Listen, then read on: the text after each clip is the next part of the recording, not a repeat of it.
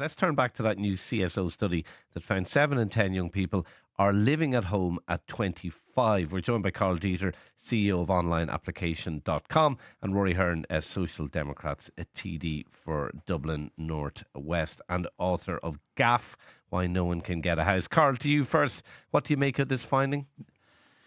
Seems pretty expected.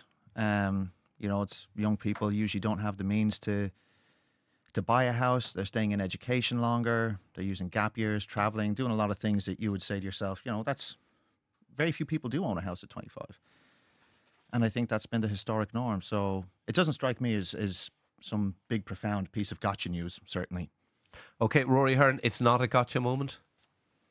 I completely disagree. These figures show this is a generation that's completely defined by the housing crisis. They are a locked out generation. The social contract has been completely shattered for them. I think we failed these young people as a country. Housing policy by successive governments has focused on the banks, on vulture funds, instead of these young people. And Karl is completely wrong to say that this is usual, this is the norm. Just a decade ago, 10 years ago, only 36% of 25 to 29-year-olds were still living at home in this country. And these figures show that now 70% of our young adults are still living at home. It's having devastating economic impacts. It's having huge mental... Sorry, just to finish it. No. Sorry, we got your point. I'm going to bring Karl back in. We got your point. So you heard what Rory had to say there. Twice as many percentage-wise living at home as 10 years ago. Karl, you're completely wrong. Rory, you've become even more insufferable since you became a TD. Congratulations, by the way. So look, let's just be clear.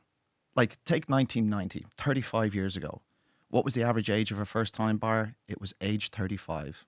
What is the average age of a first-time buyer today? Age 35. So if you look at the number of people that were going into tertiary education nowadays versus back then, if you look at, for instance, the age that people were reaching life milestones in the past, it was happening at younger ages. Age of a first child, 1970 to 1990, was fairly consistent around age 25. Age of first child nowadays for women is closer to 35. So what you're saying is just it's a change, and people are doing more with their life before they decide to spend a huge amount of money on a house. Okay, how about that, Rory? I think that when we look at what's happening, young people cannot start their lives because they are stuck at home.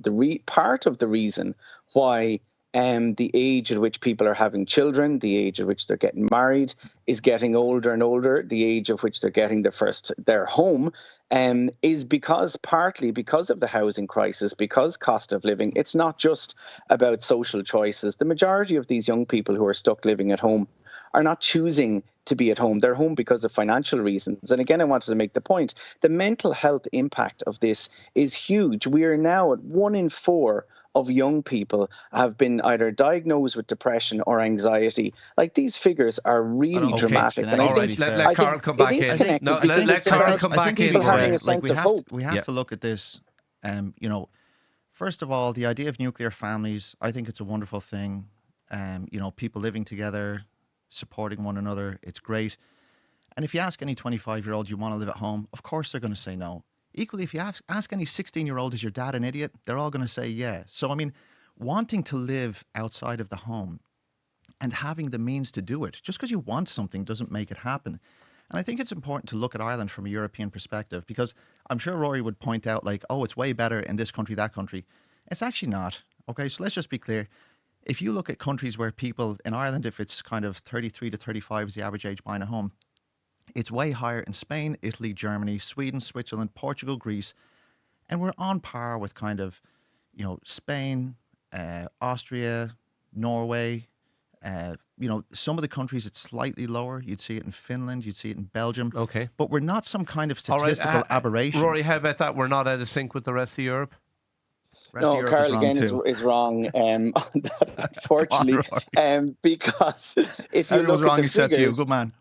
No, just on this one, on all of it. You said it was wrong every time you open your mouth. To be fair, let Rory speak, Karl. Let Rory speak. Hang on, the figures around this, because you see, it's not just about young people moving out to buy a home. they in particular can't move out because they can't find anywhere to rent affordably. And this is where the big gap in Ireland is growing from other European countries. In, for example, Finland, Sweden, at age 25 to 29, just 5% of young people are still living at home because they can find somewhere to rent. This has been the big change in Ireland. Before, people were able to find somewhere to rent before they bought. Now young people can't find somewhere affordably to rent. How about And that, it is Karl? How having about economic Rory? We impacts have as that well. point. How about that, Karl? Like, yeah, fine. People are going to college later, having kids later, so they might buy a home later, but they can't rent a house. Okay, well, I mean, if you pick enough holes in any argument, you'll find something that's not perfect. Okay, so we're not perfect. We're just like the rest of the world. They have problems too. Equally, if you look at some of these countries, their access to housing, their ability to afford a house doesn't happen until their mid-30s as well. And I think that's really one of the main acid tests. The other thing I would say is, though, there's also cultural elements at play.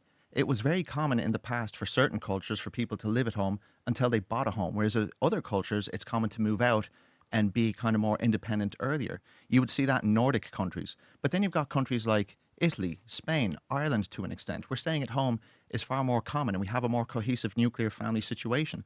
Some of these things are cultural. If you look at what the actual study is telling us, though, people say, I didn't want to move out for financial reasons, but that's undefined. That could mean anything. If you look at it financially, though, a lot of the people who are being covered at age 25, vast majority of them are working. Okay. But they're earning sums of money that you couldn't afford to buy a house with during the crisis even. That no matter what house prices were, they couldn't have bought. And the whole thing about affordability, if you look at when housing was ultimately affordable back in 2010 when the IMF was here, you didn't have the average age coming down. The average age actually stayed somewhat stagnant. Okay, what I'm saying is some of this, it's not the catastrophe that it gets played out to be. Okay, Rory. No, it is. This, like young people, as I said at the start, their lives have been defined by housing failure. This is a shattering of their dreams. They want to have a home, get a home of their own to rent or buy. They've been locked out of that. We're failing them as a country, and it is having huge mental health impacts and economic impacts. For example, teachers in Dublin, the schools can't get teachers in Dublin, can't find therapists, can't find psychologists. In part of it is because of the housing crisis. Young people around the country who are qualified can't afford to move into Dublin or Cork or Limerick or live in the cities or actually anywhere. There's a huge reduction in mobility, which is having an impact on our Karl, public services isn't that an issue? and our workplaces We're being able finding it to hard to employ get people. public servants in Look, Dublin. I'm massively pro-housing. I'm massively against people who object to housing. I think Rory probably knows a little bit about that. He can tell you himself. I just think that we should be really pro-housing. Look, I'm all in favor What do you of it. mean by that?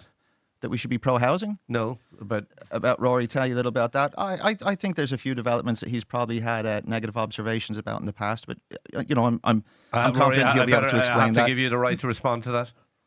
Absolutely. I have opposed the build to rent institutional investment developments, and that's in the public domain, and absolutely would stand over making that because the type of developments that we need we more build houses, but not really matter. only a certain type not that he wants. really expensive ones that these young people can't afford and have shown haven't worked in terms of providing homes for people. We need to build genuinely affordable homes for these young people across the country where they can actually live independent lives, do and live the dreams and fulfill and do the things they want to do. Currently, this is a generation some locked great out of that. proselytizing there. You'll definitely get re-elected. Rory Hearne, Social Democrats TD, Karl Deeter, CEO of onlineapplication.com. Thanks to both of you for talking to Newstalk Breakfast.